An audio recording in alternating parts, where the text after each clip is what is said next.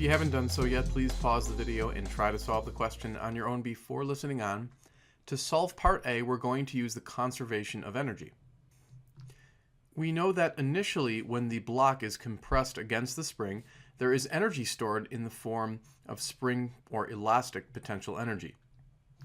On the other hand, when the block is moving through the equilibrium position, the spring is relaxed and therefore there is no elastic potential energy, but what there will be is the kinetic energy.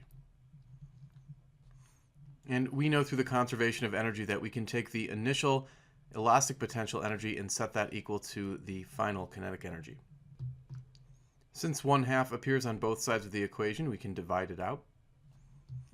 And then since we are asked to calculate the speed, we can go ahead and divide both sides by m and then take the square root. And then we can fill in the known values. The force constant is given to us in a standard unit. The amount by which the spring was compressed is given in a non-standard unit, so we'll have to multiply that by 10 to the minus 2 so that we convert that to meters. And then the mass of the block is given in a standard unit. And when you process that calculation, you should get exactly 0.50 meters per second. So this would be the correct answer to part A. Now in part B, we have to consider the fact that there is a constant frictional force of 4 newtons that's retarding the motion of the block. Because of the presence of friction, there is going to be some energy lost from the system. And to understand why that is, consider that as the block slides across the surface, the frictional force is going to be pushing against that block. And as a result, the frictional force is doing what we call work on the block.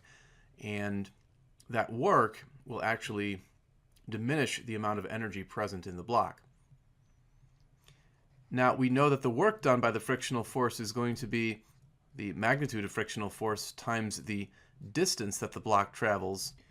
Some textbooks will note the work done by friction as equaling the change in thermal energy as well. And so what that means is that as the block slides across the surface, it's rubbing up against the surface, and the friction is actually causing some thermal heat or thermal energy to be generated. And so we're going to add that on the final energy side of our equation.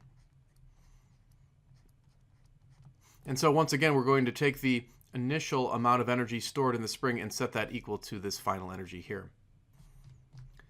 Now, as before, we're trying to solve for the speed v, and so to do that, we can multiply through by 2 in order to cancel the 1/2. We could then subtract this term over to the right-hand side, and then finally divide by the mass m and square root both sides. We're now prepared to plug in the known values. Remember that the x is still the same distance traveled, so it's going to be 2 centimeters, or 2 times 10 to the minus 2 meters. The spring constant was already mentioned. The frictional force was stated in the question as having a magnitude of 4 newtons, and then the mass was given as well. And when you plug in all those known values and simplify, you get a speed of approximately 0.387 meters per second. So this will be the correct answer to part B. Now in part C of the question, we can take the following perspective. We're going to call the initial speed of the block the value that we had just determined, and then the block is going to fly to the right in this picture, stretching out the spring until it comes to rest. What we need to understand are the energies involved. Now, of course, initially there would be kinetic energy, and then over here we're going to have the spring potential energy, as well as the thermal energy that's generated between the block and the surface. And remember that thermal energy was equal to the kinetic frictional force times the distance traveled. We can then set these two energies equal to each other and plug in the known values. So now we have an equation in which we have the variable squared, so this is going to turn out to be a quadratic. We'll simplify the terms and then get everything equal to 0.